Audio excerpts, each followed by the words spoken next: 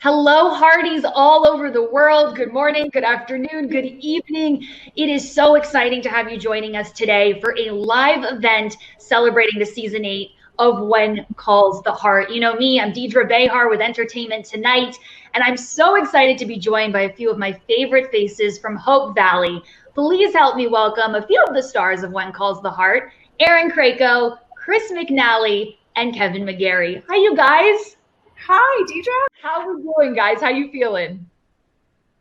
Pretty good. Yeah, no complaints. How are you feeling? I'm very excited about season 8 of When Calls the Heart. I have so many burning questions that we will get to in just a moment. But kind of before we start, I obviously want to acknowledge that we're still virtual. I wish I could give you a hug in real life. But, we've had some fun conversations over the last year through the internet. And I want to just check in, ask how you're doing. Chris, let's start with you. How's the vegetable garden going at home? It has not begun yet. I'm about to start doing some things inside, my tomatoes and whatnot, trying to learn from some mistakes I made last year. I made several, but I'm excited. I think this summer we're going to be the goal is to not need to go to the grocery store. That's the idea. And I think we can achieve it.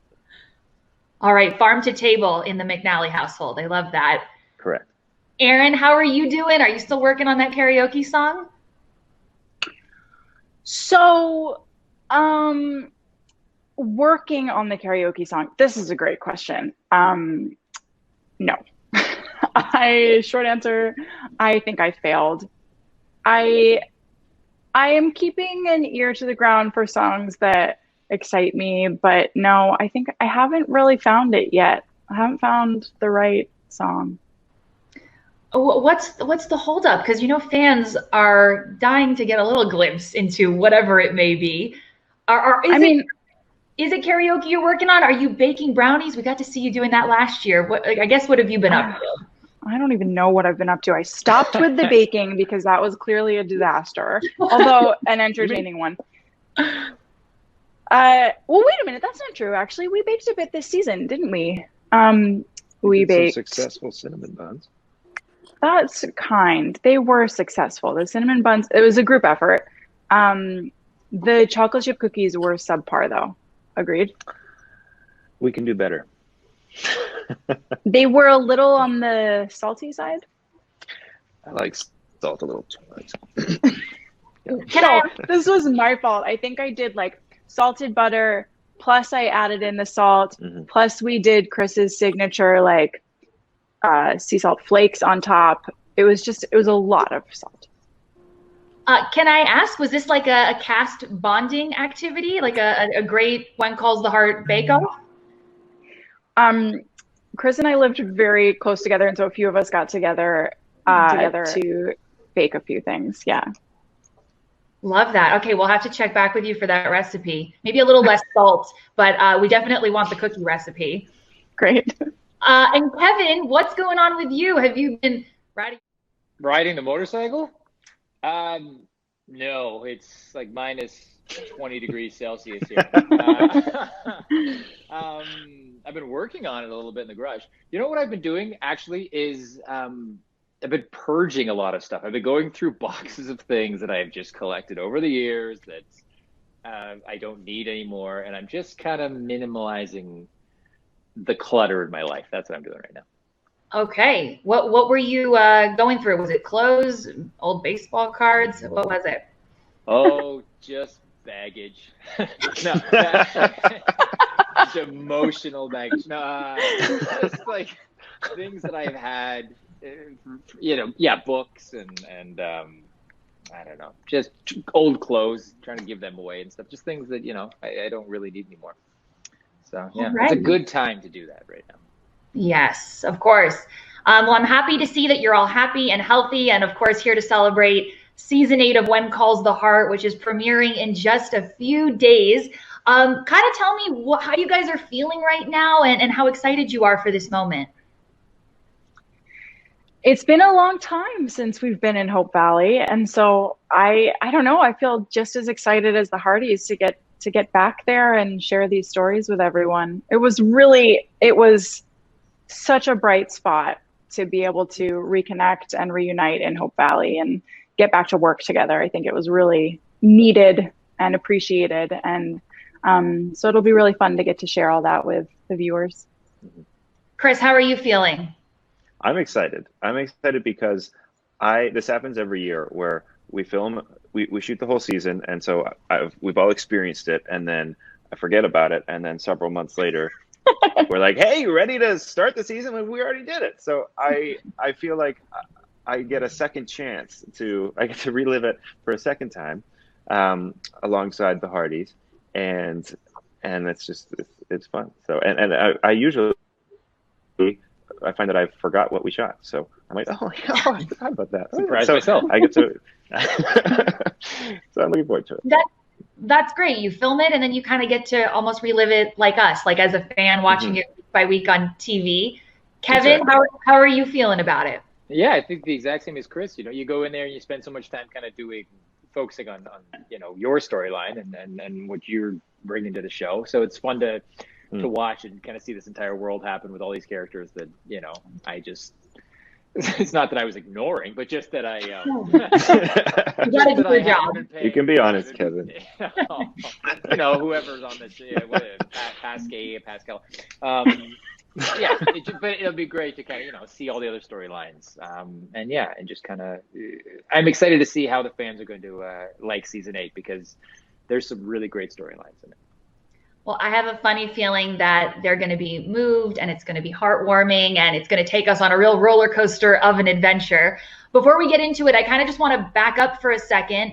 Of course, the season 7 finale ended with quite a heavy moment and a cliffhanger with Elizabeth in Nathan's arms when we thought there was a possibility we could have lost him there. Erin, can you share with us where season 8 is going to pick up? Shortly thereafter. Time in Hope Valley is a bit of a fluid thing, but I'd say a couple months maybe. And the thing about the time that's passed, though, is that we're telling the story as if Elizabeth and Nathan haven't really spent too much time together within that time. He's been traveling. And the same with Lucas. He went off out of town. And so though time has passed, we really are kind of getting the opportunity to pick up right where we left off, at least in those relationships between the characters. So it'll be exciting to see where things pick up. I mean, I know where things pick up, but I think everyone else will be excited to see it. Kevin and Chris, can you share a little bit about where Nathan and Lucas's mindset is at, kind of in the aftermath of that, very traumatizing experience at the end of season 7? Well, for Nathan, I think he's had his world kind of shook a little bit, and he's starting to put things more into perspective of what he wants and what he's willing to give up to go after the things that he wants. My turn? I think so. I thought you froze, so I was like, do I keep talking? Lucas takes some time away. He leaves Hope Valley to kind of shift his perspective and recalibrate. And then once he's found that, he decides to come back, and that's sort of where we pick up Lucas re-entering Hope Valley, and basically just wanting whatever's best for Elizabeth, whatever that might be. And I hope I can speak on behalf of all Hardys that that's truly what we want at the end of the day. We know she's got 2 amazing guys to choose from, but we want Elizabeth to do what's best for her and follow her heart. And Erin, I just want to quickly point to a moment that we recently saw in the trailer that just dropped. Elizabeth, very emotionally, takes her wedding ring off. And I would just love to know from you, what do you think that symbolizes? Was that emotional for you to film that scene right there? It was something that we had been talking about for a long time, actually, finding the right moment to do something like that. And there were moments where we thought, well, maybe we'd try and squeeze it in, but it really wasn't until, I'll just say toward the very end of this coming season that it felt like the right moment to make that move. So it was emotional, sure. Yeah, it's a big step for her. And what was the other part of the question? I forgot. Where's her heart at right now? Because that's a big step. Right. Well, I think what it's signifying is a more concrete display of, all right, ready to move on, ready to fully embrace love and all that comes with it, without the constant visual reminder of her past love. So I think it just makes things a little bit cleaner. Well, I love that you use the word cleaner, but I have to imagine that the back and forth between Lucas and Nathan as they try to earn the affection of Elizabeth, I have to imagine that there's going to be somewhat of a roller coaster ride. Kevin, let's start with you. I'm curious about where Nathan's mind is at right now. Where's his heart at? Is he going to be, kind of respectfully pursuing Elizabeth, like, sort of a more laid back approach like we've seen in the past? Or do you think he's going to sort of bump up the confidence and kind of go after her with a little more kind of directness? Well, I know what he does. I don't think I know he does bump it up and kind of start putting, like I said, put things into perspective of what he wants and and kind of fully goes for it. You'll see in the first couple episodes just what he's willing to give up to get the things that he wants. The things that he wants. Well, maybe it's not just Elizabeth. He wants some other things. True. Not saying Elizabeth is a thing. Oh no, I've gone down a path. How do I get out of this? Is there a reverse? Elizabeth is a queen. I think we all agree. Elizabeth is a true queen. Yes, a queen. To get the queen that he wants. Nice. Well, we know that Lucas is also vying for Queen Elizabeth. What is Lucas's approach this season? Because we know that he's no stranger to really romantic grand gestures. Is that going to continue in season 8? There are some romantic gestures, I would say. Yeah. I personally don't classify them as these giant things. It's more a dinner, and if you consider that to be a big deal, cool. If not, great. It's the love that goes into them. He's so laid back. But yeah, again, I think Lucas struggles a little this.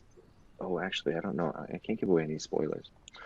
I'll just say again that he wants what's best for Elizabeth, and there's a little bit of, is it the same as what Lucas wants? Is it not? I don't know, but he wants her to be happy. And that's very, very fair. Before we kind of get into your individual storylines, outside of the suitors and Elizabeth, I'm just curious, Aaron, for you, what do you think is ultimately going to tip the scale for Elizabeth? What is it that she's looking for, and what are the qualities in each gentleman that you think really appeal to her? Well, I think they're obviously the sort of checklist items, right? She wants to find someone who's going to be a great father figure to her son. She wants to find someone who's going to be supportive of her interests, someone who's kind and thoughtful and funny and sensitive and a good listener, all those things that you look for in a partner. Tall, brown hair. Tall, brown hair. Really narrowed it down there. Definitely tall, definitely brown hair. Would be nice if you could ride a horse. I don't know. I think, though, her journey through this season toward making that decision is just about listening to her heart and her gut, and really, really listening to that voice within, and figuring out who is the person that's going to be her next and hopefully final great love. As far as qualities in these two gentlemen that really stand out, I think we're talking about characters, right? Because there are many things that I admire about Kevin and Chris. I could go on and on. Share those as well. Go on. Yes, please do. Well, one of the things that I think Elizabeth really appreciates about Lucas is that he seems to really care deeply about her interests and what inspires her. So he's always supporting and championing her as a writer. Obviously, she's passionate about teaching, but the writing is sort of like that secret dream, and he wants to help support that. And so I think that's a really loving quality. And as far as the quality in Nathan, he is incredibly protective of Elizabeth, and he's also someone who has experienced a similar kind of loss. And so I think these two people connect on a very deep level through their shared experiences. And it's just it's a very beautiful connection. And I think there's a lot of love in that as well. I gotta be honest, I don't envy Elizabeth. She's got a very tough choice between the two of them. It's tough. And I know that you guys have already finished filming season 8. So I want you to give me your best poker faces. No spoilers here. No. I'm just curious how you feel knowing that Elizabeth has made her decision. Are you happy with her decision? And how do you think the fans are going to feel? Best poker face? Best poker face. Fine. What is it you say in the States? I'd like to plead the 4th. Plead the 5th? The 5th. The 5th. That's what I'm The going to 4th. do. I like to plead the 4th. I want to plead the 4th. I don't know what the 4th is. What's the 4th? We got to find out what the 4th I'd is. love to know what the 4th is, because What did Chris just say? what did he just plead? Guilty? Yeah. I did. No, but seriously, no spoilers. Okay. As actors, as fans of the show yourself, I hope you're fans of the show. What do you think about the final decision, and how do you think fans are going to feel? Well, I will say it is about time, and I think that the fans will feel similarly. They're just like, let's wrap up the triangle so we can get started with the love story. I think they're ready, and so I think they will be very happy that we have a decision. That we have a decision this season. Look, we have gone down the path of teams. And so one of those teams is going to be probably disappointed. But please know that we have very big plans for that team. And assuming we get a season 9, that team will find great joy. Oh my gosh, this is impossible. How am I supposed to answer this question? No, I think that's great.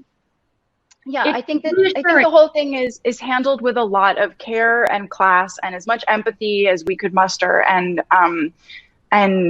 I just hope that the fans continue to trust us as we navigate this delicate journey together. And I know that. Oh, go for it. I was just saying, it's so nice to kind of like, it's no secret that there's passionate fans on what? Side, believe it or not. On either side of, on each team. And, to be, you read some of the stuff, you're like, wow. But to be part of something that is giving entertainment and joy right now, especially, is just, it's so nice. Like, of course, like Aaron said, the losing team, if we want to look at winners or losers, because, the story goes on. But the team who doesn't end up with Elizabeth, will essentially we'll move on. There will be other stories, and as much as it is who's going to end up with Elizabeth, it's about a group of people living together in Hope Valley, and that's not going to go anywhere. It is a community, and we get to see two people kind of move forward in a love story, but there's another character, and there's like, who knows what's going to happen with that person, and they've got endless possibilities of what's going to what can happen with the other character, and Hope Valley will continue. And I think, it will be a blow, obviously. But I think it's the best way to move forward. It really, if people start thinking about it, I think it's the best way we're moving forward with the story. If When Calls the Heart was a show all about Elizabeth's journey to find love, the show would have ended right after season 1, because it was clear she found love at the end of season 1. There's so much more to When Calls the Heart than just Elizabeth's romance and the love triangle. And that's one of the really exciting things about season 8, actually. Our new showrunner, John Tinker, has just done an incredible job exploring all the backstories of our ensemble cast, getting to know everyone even better. And that's really saying something in an 8th season. You think you know these people pretty well, but we really get to know and understand the very fabric of Hope Valley in a way that we haven't in 7 seasons. So it'll be really exciting for people to get to enjoy that. I love hearing that because, like you just pointed out, it is an ensemble cast. There are so many other characters. Of course, I'm very invested in the 3 of your characters, but I find myself, laughing, smiling, getting joy from the group as a whole. I'm hoping that you guys can share a little bit about not only your own storylines and the challenges that your characters are going to be facing, but Erin, as an executive producer, I'd love if you could share a little bit about what's going on with Clara and Jesse, what's going on with Team Infirmary, Lee and Rosemary. Where to begin? Clara and Jesse, you would think that we would go the happy honeymooner, newlywed path, but no, actually what they're getting to explore this season is the challenges of becoming newly married. And it isn't all smooth sailing. And for Team Infirmary, they're kind of figuring out next steps. There are opportunities outside of Hope Valley that might pull them apart. And so they're trying to figure out what's the right move for them. Are they in it for the long haul, or was it just a passionate Hope Valley fling between Doctor and Doctor, actually? Wow. And then Lee and Rosemary, so a lot of their journey is about trying to figure out their passions in life, what's going to really fuel them, what they want to do. Rosemary always thought she was going to have a stage built and just continue on her path as an actor, but we find that she goes in another direction. So finding direction would be their theme, I would say. What about Team Hickam? Team Hickam is very involved in the oil situation in Hope Valley. And we also discover that he's got a bit of a crush on a lady in town. So seeing how they navigate that is very sweet and chaste and darling. And as far as Elizabeth goes, this was an interesting season for me because, not to focus on it too much, but because of the pandemic, we had to be really extra careful with our little ones on set. Mm-hmm. So I couldn't really spend the same kind of time in the classroom with all of the students, just in that contained space. It wasn't really going to be safe. So we had to limit the schoolroom scenes, and even the scenes with the little Jacks. Those were tricky, and we had to limit those as well. So I ended up getting to play out a really interesting story with the new Canfield family who come to town, where Elizabeth wants to bring Angela Canfield into the classroom, but because Angela is blind, her mother is very protective of her. And so Elizabeth is facing that challenge of trying to figure out how to convince Minnie to allow Angela to join the classroom. Is that an emotional kind of back and forth for Elizabeth? Yeah, I think it's challenging. And there's a really poignant scene that I share with Natasha, who plays Minnie, Angela's mom, where Elizabeth is saying, like, I'll do this. And I understand what you've been through. And Minnie kind of says, you really don't understand. And I think it's an incredibly important lesson that you can think you know what a person is going through, but sometimes you should just sit back and listen and let them share their experience before proceeding as if you have all of the answers. So lots to dig into there in that storyline. Well said. And I am truly so excited to meet the Canfield family. I know that they're going to be wonderful additions to the town of Hope Valley. Chris, I want to talk to you a little bit about Lucas. What's going on with Gowan Petroleum and the saloon? How's Lucas feeling this season? Well, I'll say he's feeling pretty great about finally getting his own ride. I'm so happy. Oh, yes. Wait, is that a spoiler? Can I say that? Well, I mean, he has to get back I to the think house. It's yeah. You can say that. I can It's say in the that? trailer. Don't you Okay. show up on it? Yeah. I don't know. I don't know that I've seen it, but great. So yeah, Lucas gets a very fine convertible, and so that's great. I feel like we pleaded publicly for that, and it happened this season. So success. Well, it makes sense. Cool guy needs a cool car. It does. I totally agree. I think one of the wealthiest, if not the wealthiest guy in town, shouldn't ask to borrow a ride. He should just go buy one. Well, stop buying libraries, man. Buy yourself a car. Yeah. 7 libraries open up in the town for some reason. Well, the library business is going great. The car business is great. The oil business turns out to be a bit of a disaster. And I think at the end of season 7, we sense that from Lucas, that he walks into the office and he's like, I have no idea what I'm doing. I'm in way over my head. Hickam actually comes through in quite a strong way for Lucas. He becomes a sort of his right-hand man and confidant, and Nice. just a very savvy, knowledgeable, reliable source. But things start to spiral out of control. So I think Lucas finds himself in a position where he doesn't feel like he can trust Gowan. That business relationship is completely crumbled, but he's stretched so thin that he's stuck between a rock and a hard place. Does he try and go back to Gowan and say, I need help? Or does he try and power through? Does he just abandon it? Yeah, I think he's under a lot of stress in the oil department, as well as the lady department. Wow. Well, Lucas really does wear quite a few hats. So I'm hoping that things go smoothly as he juggles everything. Kevin, let's talk a little bit about Mountie Nathan. Obviously, the season 7 finale cliffhanger was emotional and a lot. How is he feeling in season 8? And maybe talk a little bit about his relationship with Allie. Yeah, well, like I said before, he gets what happened at the end of season 7 shakes him a little bit, and he refocuses his life on what he wants. That being said, not only does he pursue Elizabeth even stronger, he starts making some big decisions.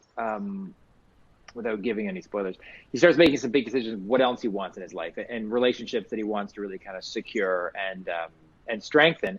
And then if not Elizabeth, I think the biggest person that he cares about on that show is Allie, of course. So he really strengthens that relationship throughout this season. And another one that he really does that I really like playing is with Bill. Nathan and Bill kind of have this great dynamic together. And I did a lot of work with Jack this year, and I really liked I really like this kind of buddy cop thing they have going on, where there's been this type of mutual respect kind of eventually ingrained in both of them for each other, that they're both kind of on the same side. But they're both kind of a bit schmarry to each other as well. And there was some really great scenes I got to play with Jack, really funny stuff, I thought. So yeah. One of my favorite scenes is between you and Jack. I think it was last season, right? Where you're chopping wood. Of course, that's one of my favorite scenes. And it's really windy and your hair's all crazy, and Jack comes over and starts to chop wood with you. It's just so good. One of my favorite scenes too. It's just such a nice scene where he's clearly there to help out, but in a bro way. Yeah. And who does bro better than Jack Wagner? Hey, bro. And we've got some great stuff this year too. That he just, Bill really kind of looks after Nathan in a way, and especially in the first, one of the episodes in the first 4 episodes, he really goes to bat for Nathan over some pretty serious stuff.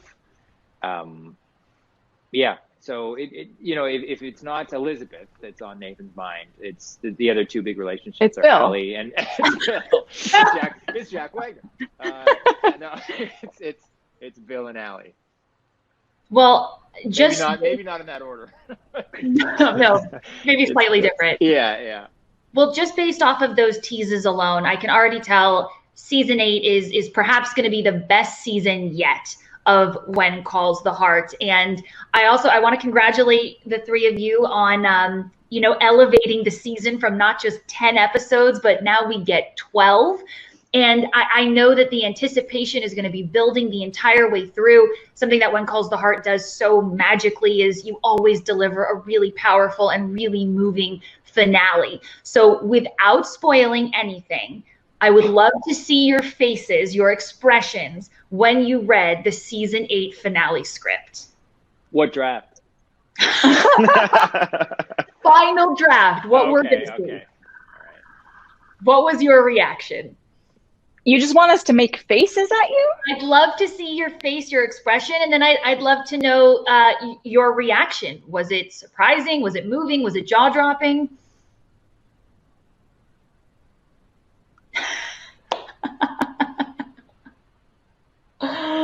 Oh, wow. Giving us range. Chris, you look stressed out. Yeah. Chris, very stressed out. And Kevin, how did you react when you read it? Just a happy guy. Just like, huh. Oh, yeah. Saw that. Okay, so to wrap that up then, Chris was really stressed. Kevin was kind of like happy but aloof maybe, and I ran the gamut.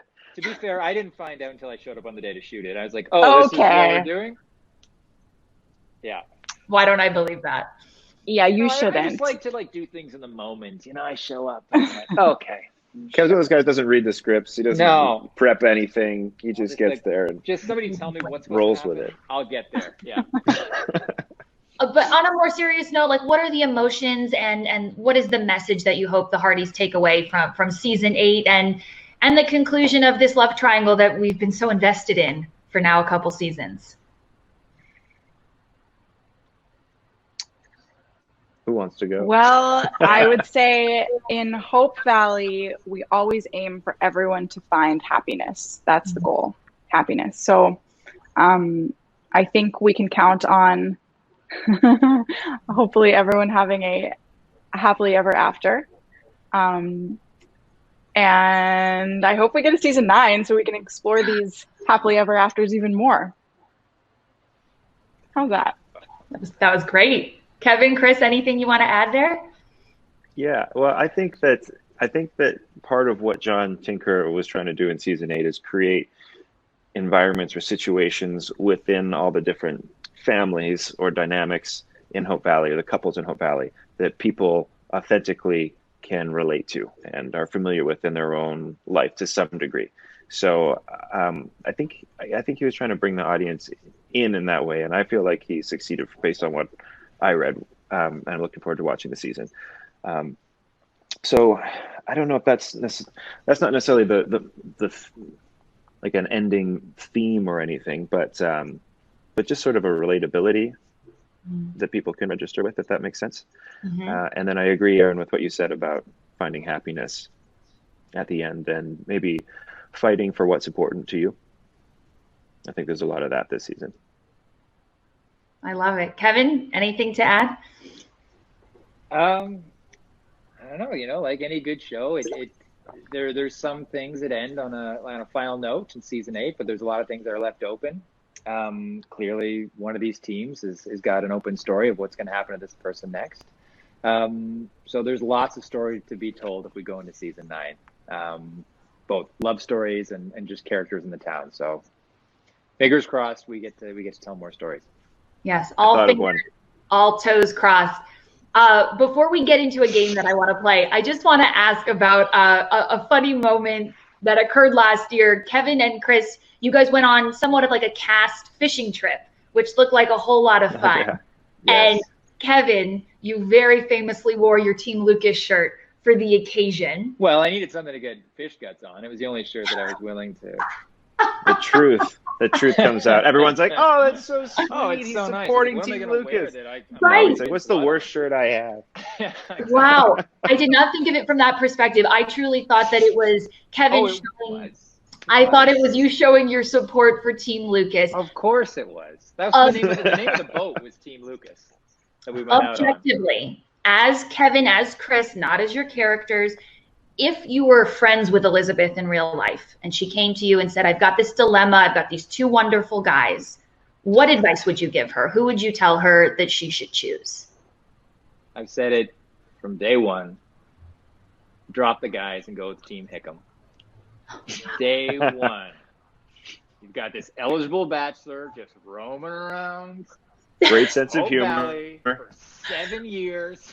Listen, That's the guy.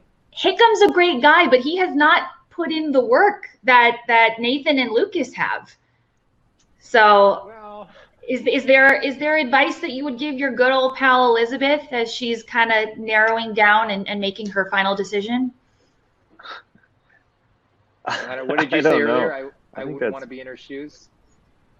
I think. Yeah, it's a really tough place to be. Sorry, girl. Well, I'd say which one makes you the happiest? I don't know which one. Good advice. It's tough. I don't know what to say. I mean, flip a coin. I feel like there are two great choices. Maybe put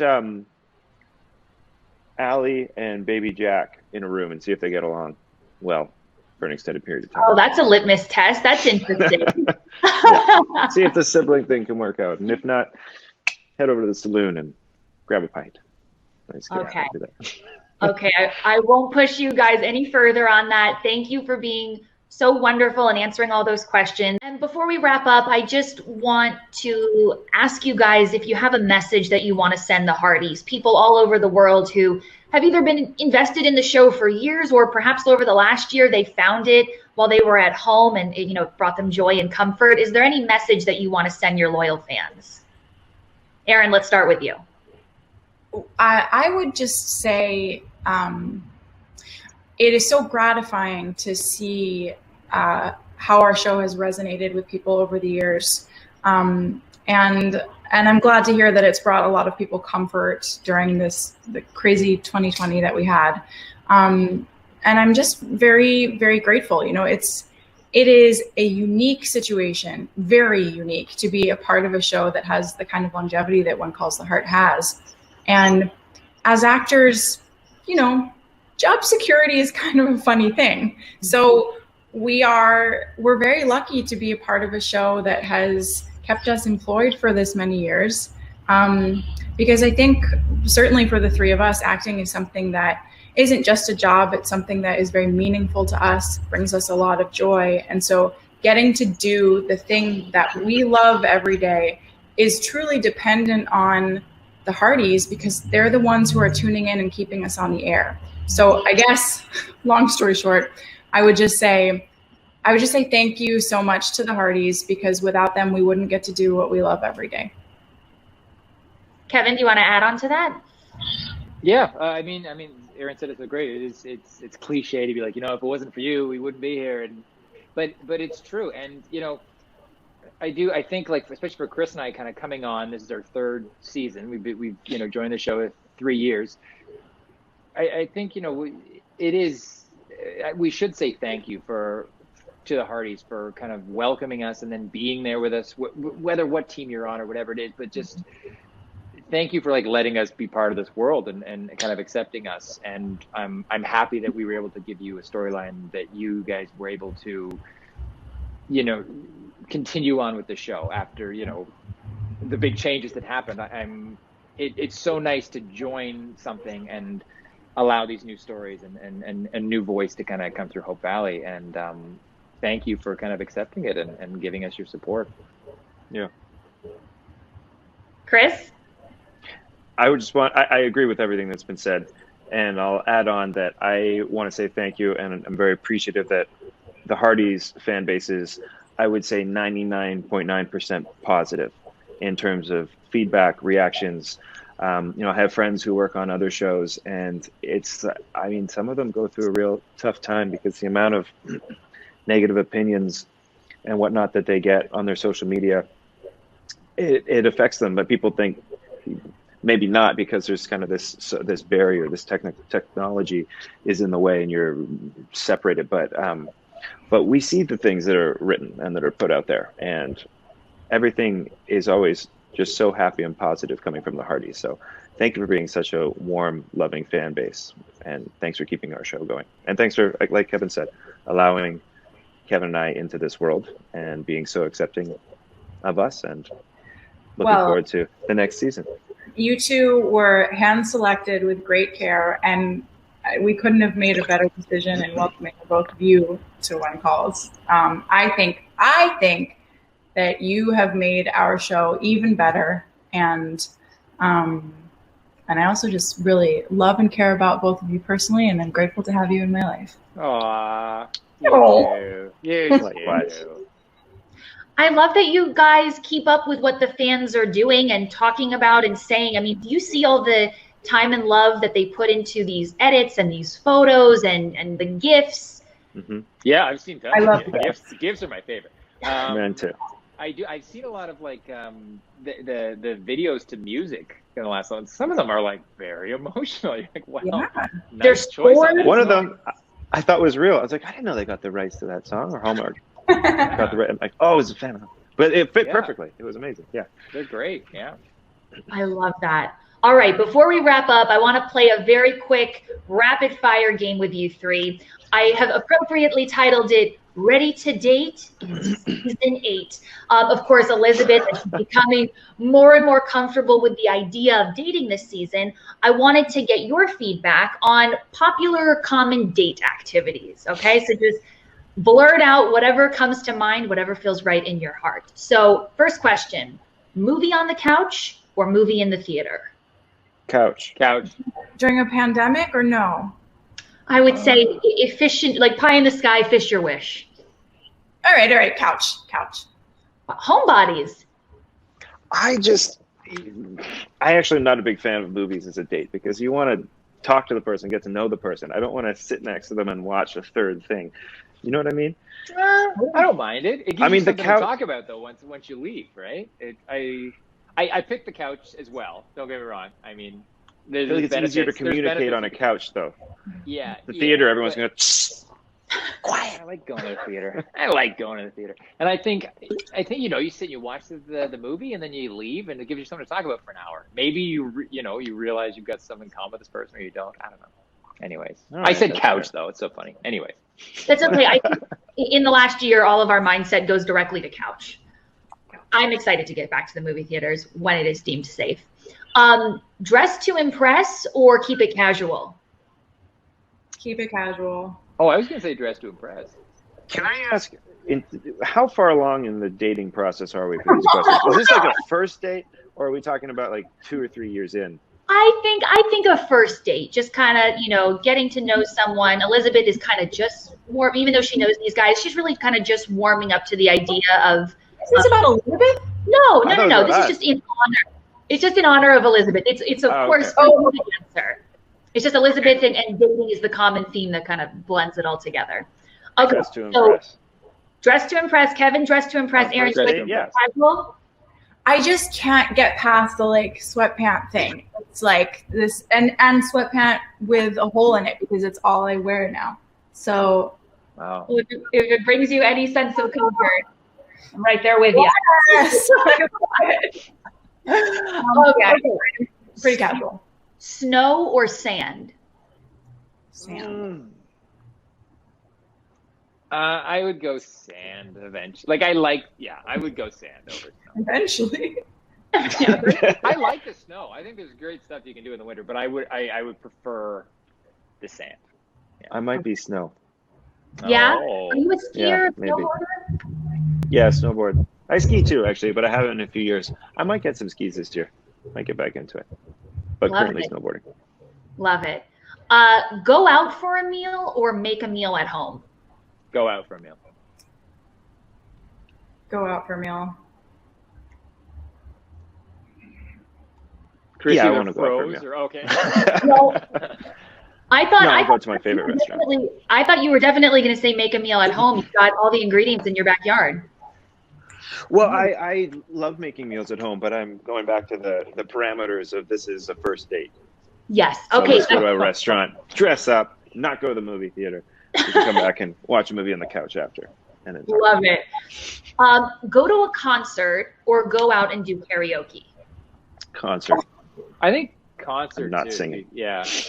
I would. But you guys can sing. I'm singing as far away from that We microphone did as possible. karaoke when we went to that thing in Denver. Remember that? We did karaoke. That was Yeah, so, and you were fantastic. I felt like I was at a concert. Oh. yeah.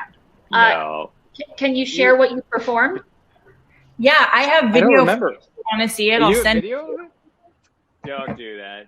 Oh, we I feel definitely. like Kevin was the guy that he starts singing the karaoke bar and everyone turns around and it's like, huh? Yeah, they're like, is Wow. that Adele? That guy's really No, good. you know what it was? It was Lionel Richie's It Hello. was hello. Yes. Yeah. I mean, would you be so kind as to give us a line right now? Do you have the track? Do you have the So track good. right now? Just imagine it in your head. I see. Give it a- It's give us the a hello. thing. If the track's not on, then I just. You know. Okay, I'm gonna pull it up. No, don't.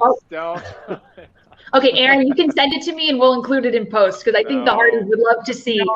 I can't.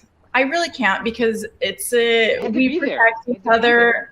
Like if I send you that video of Kevin singing You're gonna Lionel open up a hole. Richie in a dive bar in Denver, who knows what he'll then send you of me? Like we just Exactly. can't start down this path. What a Okay, great so- video. Kevin singing in Lionel Richie in a dive bar in Denver. That's so great. Okay, so just to regroup, what did we vote? Everybody voted for a concert? Well, Oh, I did. I did. yeah, yes, I would vote concert. Can you throw out an artist? I really love Gabe Dixon band. That's a fave. Okay. Gabe Dixon. Chris? Oh man. I would go see anything at this point. After Please. I don't know. I'm Kevin? staring at. You don't need to go anywhere though, Chris, because you've got such an incredible record collection. Like, what's That's your go-to true. record? I'm staring at them right now, and I'm like, who would I want to go see? A lot of them are dead. You know who I've been listening to a lot on just on like on Spotify is who sings Deo from How does it go, Kevin? what's that? How does it go? Like Deo. I'm not gonna What's sing Deo. the next bit though? Harry Harry Belafonte? Yes, I've been listening to a lot of Harry Belafonte lately. Love it. The classics. Pretty great. Yeah, pretty great. Okay, and my last one. Split a bottle of wine or split a dessert? Bottle of wine. That's the same Right. thing, isn't it? Well, it's not dessert wine, not ice wine, but I want both. I don't know. Wine. Yeah. Have your cake and eat it too? Okay, I'll go Aaron? with wine. Dessert, I think. Sweet tea? Yeah. Yeah. I think like Sweetie. a like chocolate cake or Chocolate brownie. you know when they okay, Deidre. Remember, you know when they bring out like warm, gooey chocolate chip cookies at the end of the meal? Yes. In a skillet. Oof. With ice cream on do top. it. Yeah, oh my goodness, you're really elevating things And a little now. mint sprig. Let's do it. Let's do it. And Kevin? Wine. I'll do the wine. You keep your Love ice cream. Yeah. Love it. I appreciate you guys playing along. Before we wrap up, Aaron, do you want to invite the Hardys and let them know when they can catch the season 8 premiere of When Calls the Heart? Sure, Hearties. Make sure you watch the season 8 premiere of When Calls the Heart only on Hallmark Channel, The Heart of TV, on Sunday, February 21st at 9 p.m. 8 Central. I cannot wait. Congratulations on yet another amazing season. Fingers crossed for season 9, you guys. Thank you. Bye. Bye. Bye.